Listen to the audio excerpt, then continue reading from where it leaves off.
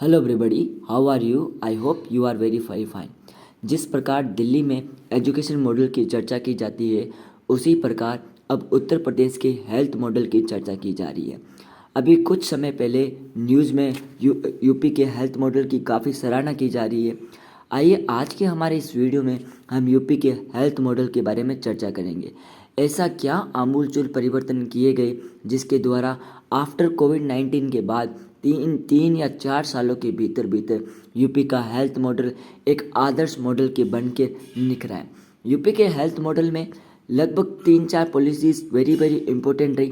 पहले हम उन पॉलिसी को एक नज़र से देख लेते हैं, उनके नाम को देख लेते हैं और उनमें थोड़ी सी इन्फॉर्मेशन ले लेते हैं। उसके बाद हम धीरे धीरे इस वीडियो में उन पॉलिसीज़ के बारे में और जानने का प्रयास करेंगे। यूपी के हेल्थ मॉडल में यदि कोई पॉलिसीज जो सोने की ईंट बनकर सामने आई है, वो ही one district and one medical college policy, दूसरा हेल्थ एटीएम पॉलिसी और तीसरा PM Ayushman Bharat scheme policies. इन तीन पॉलिसी के द्वारा यूपी के हेल्थ मॉडल को एक बूस्ट मिला।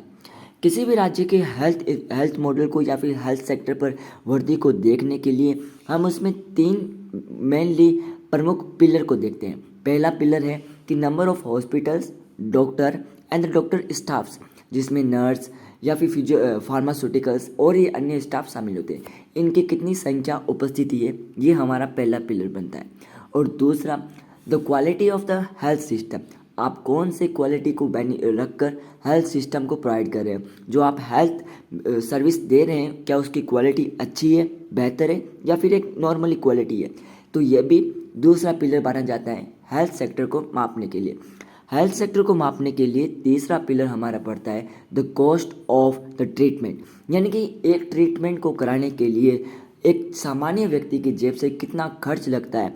This was very very important. यदि ये कॉस्ट ज़्यादा है तो व्यक्ति को हेल्थ बेनिफिशियली उतना नहीं पे कर पाएगा, उसकी जेब पर लगातार बर्डन पड़ता रहेगा, जिसके कारण वो हेल्थ की सुविधाओं को चाह कर भी नहीं पा पाएगा।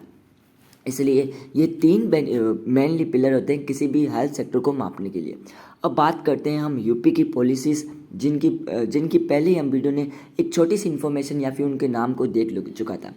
बात करते हैं पहली पॉलिसी के बारे में, that was a one district and one medical college policy. एक जिला एक उत्पाद की तरह यह पॉलिसी भी बनाई गई थी। इसका नाम लिखा गया एक जिला और एक मेडिकल कॉलेज पॉलिसी। और ये कॉलेज पॉलिसी ईंट का पत्थर, मील का पत्थर साबित हुई थी। इसमें मेडिकल एजुकेशन की रीच को ज़्यादा से ज़्यादा बढ़ाया गया।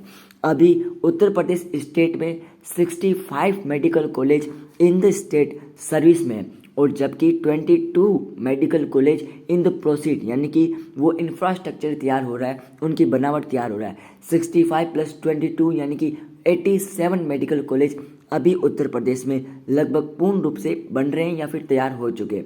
उसी के साथ उत्तर प्रदेश में 2 एम्स, एक गोरखपुर में और दूसरा रायबरेली में। उसके साथ अटल बिहारी वाजपेयी मेडिकल यूनिवर्सिटी लखनऊ में स्थित कर दी गई है। इसके द्वारा मेडिकल कॉलेज की जो सीट्स होती है, एमबीबीएस की जो सीट्स होती है, उनको इंक्रीज किया गया था। 1838 एमबीबीएस सीट को गवर्नमेंट कॉलेज में इंक्रीज किया गया और वहीं पर 2150 यानी कि 2150 सीट्स को प्राइवेट कॉलेजों के साथ इंक्रीज किया गया। इस तरह से टोटल 3988 यानी कि अराउंड 4000 एमबीबीएस कॉलेज की सीटों को इंक्रीज किया गया। जो पहले की सीट थी उसी के साथ 4000 सीटों को बढ़ाया गया। और दूसरा, अब मेडिकल स्टाफ के बारे में बात करते हैं, यानी कि ये तो एमबीबीएस से रिलेटेड हो गया। अब मेडिकल स्टाफ में आते हैं जो नर्सिंग सेक्टर में या फिर फार्मास्यूटिकल सेक्टर में आते हैं। यूपी ने केवल ना सिर्फ डॉक्टरों के बारे में बात की, अन्यथा उन्होंने नर्सिंग सिस्टम को भी साथ के लेकर चला। उन्होंने 1747 सीटें फार्मास्यूटिकल कोर्सेज में, जो पैरामेडिकल कोर्सेज होता है, उनमें बढ़ोतरी की। जैसे बात करते हैं मेडिकल स्टाफ में 7000 सीटों को नर्सिंग में बढ़ाया गया और 2000 सीटों को पैरामेडिकल कॉलेज में या पैरामेडिकल कोर्स में उनमें बढ़ाया गया। 7000 सीट्स नर्सिंग सेक्टर में एंड 2000 सीट्स को पैरामेडिकल कोर्सेज में, अन्य पैरामेडिकल कोर्सेज में बढ़ाया गया। इसका जो नाम रखा गया वो था mission Nirbhaya.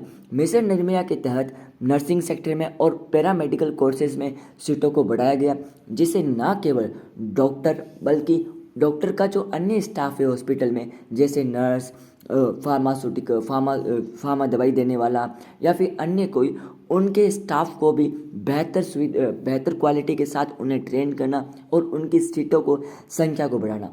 One district one medical college policy के तहत ये एक मील का पत्थर साबित हुआ, जिसे ना सिर्फ डॉक्टरों की संख्या को बढ़ाने का काम करा, बाकी ये फ्यूचर में ये बहुत ही ज़्यादा बेनिफिशियल होगा। अब बात करते हैं उसी के साथ साथ इन medical college, in government MBBS college को भी तो बढ़ाया गया, लेकिन योगी आदित्यनाथ गवर्नमेंट ने आयुर्वेदिक कॉलेज, आयुर्वेदिक शाखा को भी बढ़ावा देने का काम किया। इन्होंने आयुष मेडिकल डिसिप्लिन्स को भी बढ़ावा दिया और 552 आयुर्वेदिक हॉस्पिटल्स को बिल्ड किया गया। 11 डिस्ट्रिक्ट में 60 बेड कैपेसिटी से ज़्यादा आयुर्वेदिक हॉस्पिटल्स को बिल्ड किया गया और अभी 552 टोटल आयुर्वेदिक हॉस्पिटल्स को बिल्ड कर चुके हैं। 250 से भी ज़्यादा एडवांस लाइफ सपोर्ट एम्बुलेंस को स्थापना की गई, जिनमें वो तमाम सुविधा हो सकती है जो एक आईसीयू वार्ड में होती है। ऐसी एम्बुलेंस 250 से भी ज़्यादा लगेगी और उसी के साथ 2270 अराउंड लगभग 2300 के आसपास नेशनल एम्बुलेंस सर्विस के तहत एम्बुलेंस को जोड़ा गया और 2200 एम्बुलेंस को एम्बुलेंस अंडर 108 के तहत जोड़ा गया। यानी कि 2200 तो मेडिकल एम्बुलेंस 108 के तहत, 2270 नेशनल एम्बुलेंस सर्विस के तहत और एडवांस लाइफ सपोर्ट एम्बुलेंस में 250 एम्बुलेंस को जोड़ा गया, जो कि हेल्थ इंफ्रास्ट्रक्चर में एक बूस्ट की तरह काम करेगा। उसी के साथ जब आप हेल्थ सेक्टर पर अपना पैसा लगा रहे हो तो जो इकोनॉमी, जो बजट तय करते हैं, उस बजट में आप कितना हेल्थ पर अपना योगदान देते हो वो भी एक राज्य के लिए बेहतर होता है।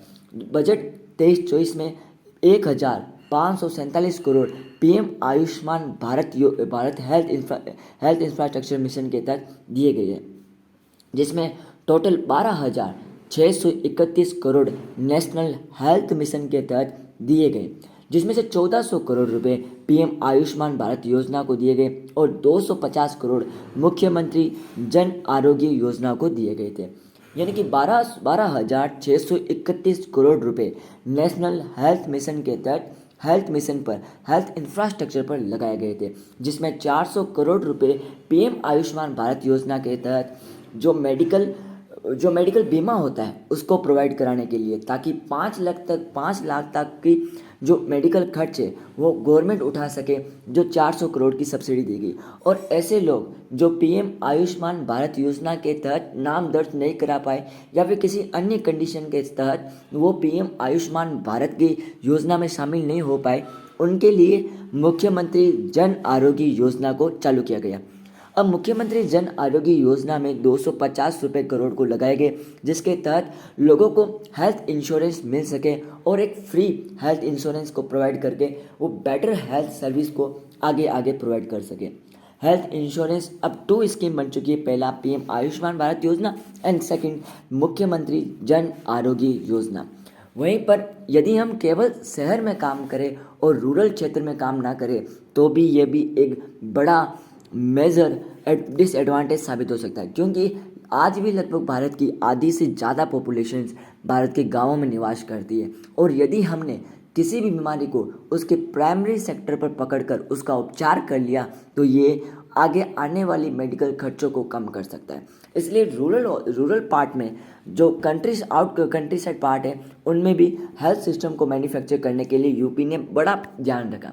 उन्होंने 3,691 प्राइमरी हेल्थ सेंटर्स खोले गए और CHC और PHC के तहत रूरल पार्ट में हॉस्पिटल की बेटर सुविधाओं को, हॉस्पिटल की रीच को अवेलेबल कराया गया।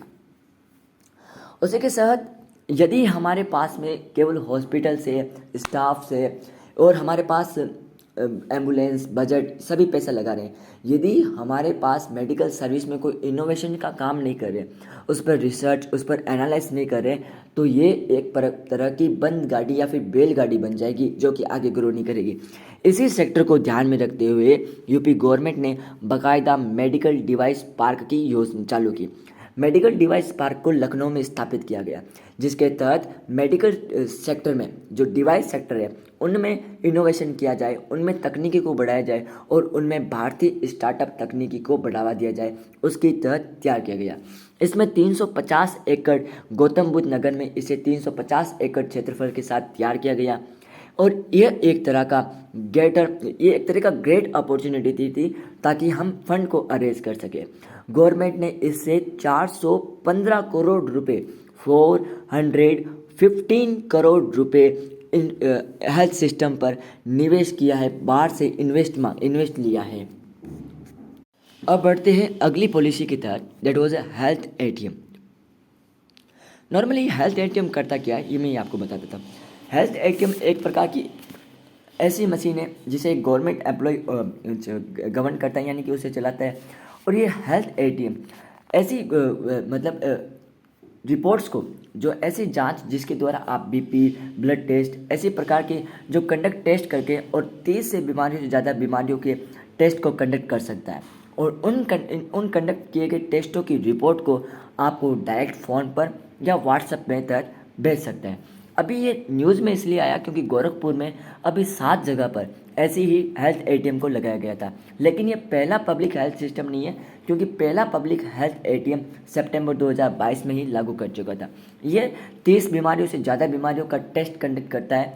4600 जगहों पर यह हेल्थ एटीएम लगा चुका है, यानी कि अप टू 4500 लगभग 5000 के आसपास हेल्थ एटीएम को इस्टेब्लिश कर चुके हैं। हेल्थ वर्कर इसको चलाते हैं और ये प्रिंटेड रिपोर्ट को देते हैं। प्रिंटेड रिपोर्ट और एसएमएस माध्यम से, व्हाट्सएप माध्यम से आपको एक प्रिंटेड रिपोर्ट देते हैं जो कि बात करते हैं और ये एक टेक्निकल सर्विस को यूज़ करके आपको प्रोवाइड करते हैं।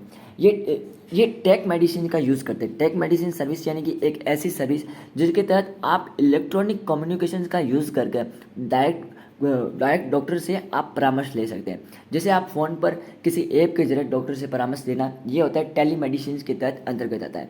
तो ये हेल्थ एटीएम एक प्रकार से टेलीमेडिसिन को बढ़ावा देने के लिए, आसानी से टेस्ट को कंडक्ट कराने के लिए आपको कहीं भी प्राइवेट लैब में जाने की ज़रूरत नहीं है। आप जब बस उस हेल्थ एटीएम के पास जाइए एंड आप उसके 30 से ज़्यादा बीमारियों के टेस्ट कंडक्ट कर सकते हैं और उस कंडक्ट को आप टेलीमेडिसिन सर्विस में बढ़ा सकते हैं, जो कि एक app using the electronic app, उसमें ई संजीवनी ऐप पर भी शेयर कर दी जाएगी और ये ई संजीवनी ऐप टेलीमेडिसिन को बढ़ावा देता है। टेलीमेडिसिन यानी कि आप ऑनलाइन के तहत डॉक्टर से संपर्क करते हैं। उसके तहत यह मशीन की एक्यूरेसी भी 99 या फिर 97 के आसपास बताई जाती है।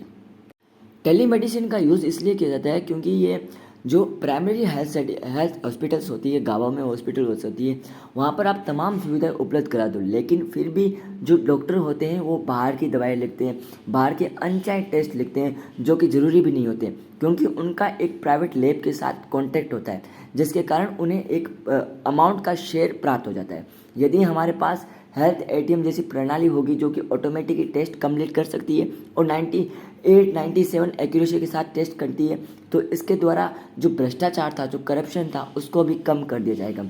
इसमें जब हेल्थ सिस्टम को 2 ईयर ट्रायल के साथ होने के बाद में इसको लॉन्च किया गया और 97% के साथ इसकी एक्यूरेसी को दर्ज किया गया था। इसी के साथ यूपी में पीपीपी मॉडल पर हॉस्पिटल्स एंड मेडिकल कॉलेज की स्थापना की जा रही है। अभी 6 नए कॉलेज को ऐसी स्थापना कर चुके हैं। आशा करता हूँ ये यूपी का हेल्थ मॉडल मैं अच्छी तरीके से समझा पाया हूँ आपको। इसमें किसी भी प्रकार की कोई ऊंच नीच दिक्कत हो तो प्लीज़ क्षमा कीजिएगा and hope you like this video. Please share this video more and more and subscribe to your ProTouch. Thank you so much. Please give your support to ProTouch. Thank you.